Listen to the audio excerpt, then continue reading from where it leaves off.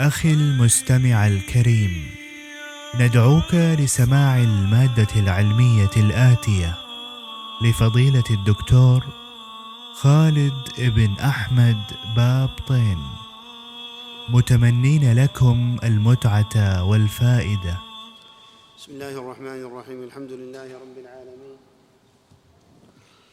أحمده حمدا كثيرا طيبا مباركا فيه كما يحب ربنا ويرضى، والصلاة والسلام الأتمان الأكملان الزاكيان العاطران على نبينا محمد وعلى آله وأصحابه سلم تسليما كثيرا. اللهم ألف على الخير قلوبنا، ووحد ذات بيننا، واهدنا سبل السلام، ونجنا من الظلمات إلى النور، أنت ولي ذلك والقادر عليه. وبعد، لا زال الحافظ أبو عيسى محمد بن عيسى بن سورة الترمذي رحمه الله تعالى بسياق حديث أبواب الزهد عن رسول الله صلى الله عليه وسلم. قال رحمه الله تعالى: باب من أحب لقاء الله أحب الله لقاءه. ساق رحمه الله تعالى حديث عبادة بن الصامت الصحيح رضي الله عنه عن النبي صلى الله عليه وسلم قال: من أحب الله أحب الله لقاءه، ومن كره لقاء الله كره الله لقاءه. الحديث في الصحيحين كما هو عند الترمذي ها هنا، وبوب عليه الترمذي بنفس لفظ حديث الباب، ما زاد على تبويبه شيئا، نص حديث الباب. والحديث مضى معنا في كتاب الجنائز فلا نعيد الكلام عليه. قال رحمه الله تعالى: باب ما جاء في إنذار النبي صلى الله عليه وسلم قومه. ساق رحمه الله تعالى حديث عائشة رضي الله عنها قالت: لما نزلت هذه الآية: وأنذر عشيرتك الأقربين، قال رسول الله صلى الله عليه وسلم: يا صفية بنت عبد المطلب، يا فاطمة بنت محمد، يا بني عبد المطلب، إني لا أملك لكم من الله شيئا، سلوني من مالي ما شئتم. هذا عند مسلم كما هو عند الترمذي ها هنا، وله قصة، ذلك أن النبي صلى الله عليه وسلم لما نزلت عليه هذه الآية: وأنذر عشيرتك الأقربين، صعد على جبل الصفا، ثم عم وخص، عم قريشا جميعا وخص أهل بيته من بني هاشم، وجعل يقول: يا صفية بنت عبد المطلب، يا فلان، يا فلانة، يا بني هاشم، اعملوا ما شئتم فإني لا أغني عنكم من الله شيئا. قوله يا صفية بنت عبد المطلب يريد عمته صفية رضي الله عنها، يا فاطمة بنت محمد يريد بضعته الشريفة فاطمة الزهراء رضي الله عنها، يا بني عبد المطلب يريد بني هاشم من بني عبد المطلب، يريد أعمامه عليه الصلاة والسلام. إني لا أملك لكم من الله شيئا، يقول: أنا لا أملك لكم شيئا، لا أنفعكم ولا أضركم، لا أملك لكم شيئا. دل على أن النسب مع غير وجود السبب لا يفيدهم شيئا. السبب هو الأعمال الصالحة التي يعملونها، أن النسب مع عدم وجود السبب لا تنفع أصحابها.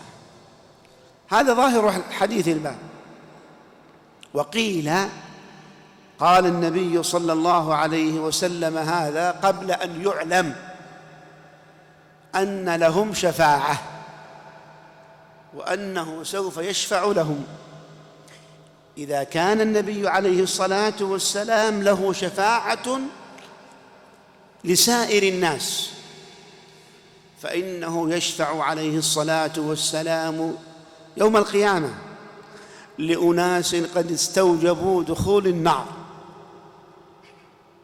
فيكتبهم الله من أهل الجنة بشفاعة النبي عليه الصلاة والسلام. ويشفع لأناس قد دخلوا النار فيخرجهم الله عز وجل بشفاعة محمد صلى الله عليه وسلم فيدخلهم الله الجنة.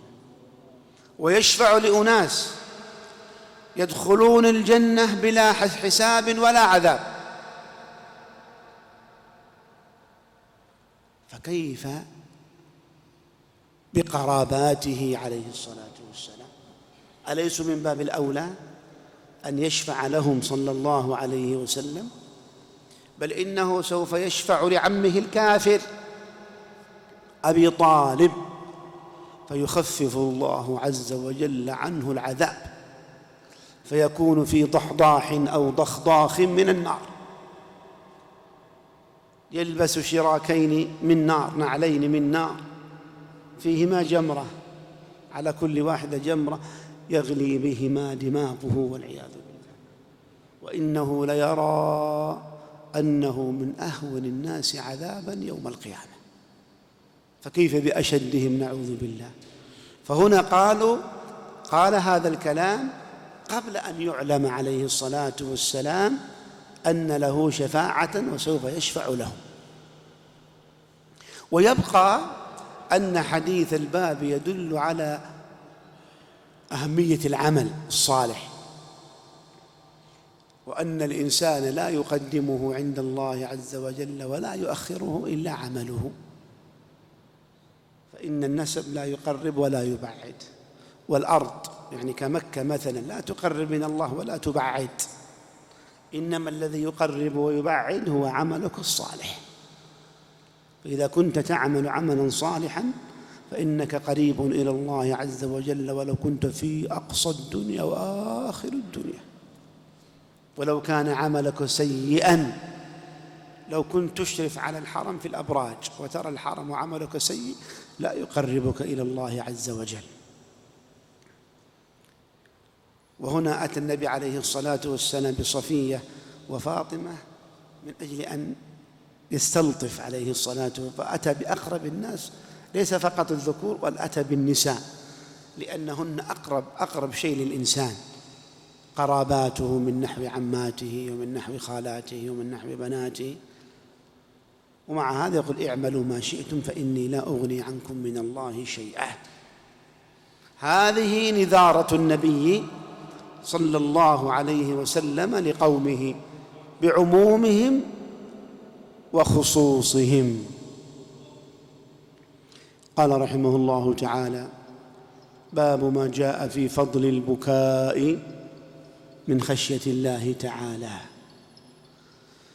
ساق رحمه الله تعالى حديث أبي هريرة الصحيح رضي الله عنه قال: قال رسول الله صلى الله عليه وسلم: لا يلج النار رجل بكى من خشية الله حتى يعود اللبن في الضرع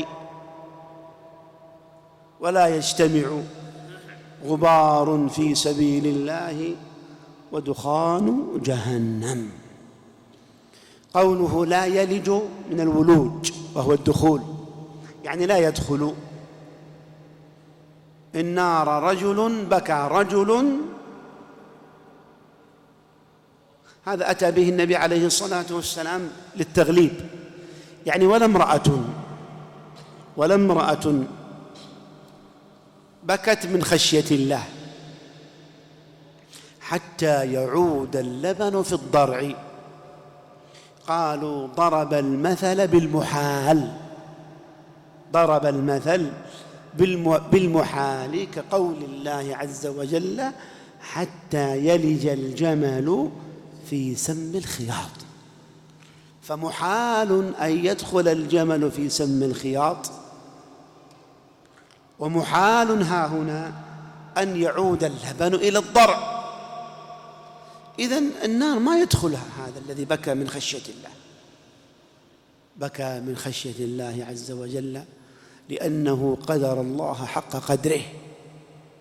وأنت كيف يحصل منك مثل هذا؟ عندما تستشعر عظمة الله تبارك وتعالى. وما قدر الله حق قدره والأرض جميعا قبضته يوم القيامة والسماوات مطويات بيمينه.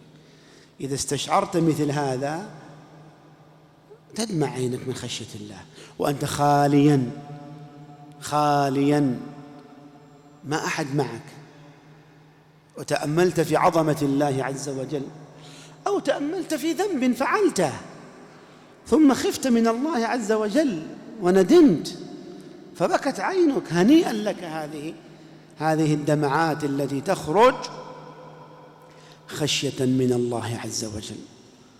اللهم ارزقنا خشيتك في الغيب والشهادة، في الخلوة وفي الجلوة، نسأل الله لنا ولكم ذلك.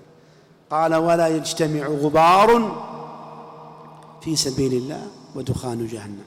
الغبار يريد الغبار المجاهد في سبيل الله، وقد تقدم ترى الحديث معنا في كتاب الجهاد، لكن هنا بهذا اللفظ حتى يعود اللبن في الضرع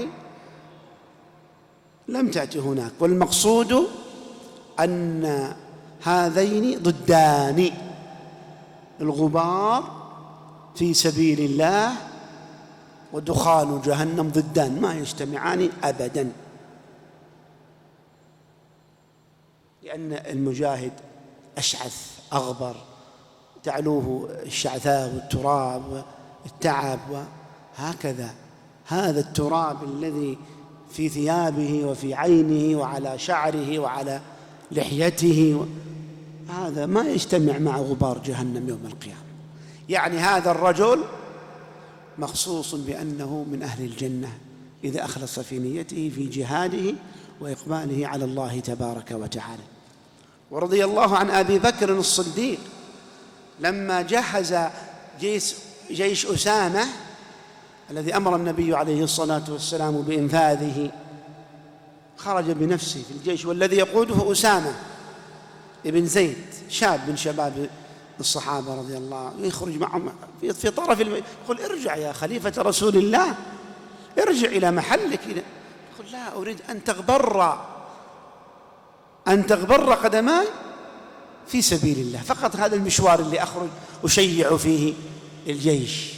فكيف بالذي يخرج ويدخل في غمار المعركة، أو تأتيه شظية مثلا، أو يأتي غبار بسبب قذيفة أو كذا؟ لا شك أن أجره عظيم، وأن منزلته عند الله كبيرة، وأنه لا يجتمع ما أصابه من الغبار، فضلا عن الشظايا وفضلا عن الطلقات أو شيء. الغبار فقط، الغبار لا يجتمع في جهنم هو والدخان أبدا. أسأل الله تبارك وتعالى أن يمن علينا جميعا بمنه وعفوه وكرمه. صلى الله على نبينا محمد وعلى آله وصحبه أجمعين.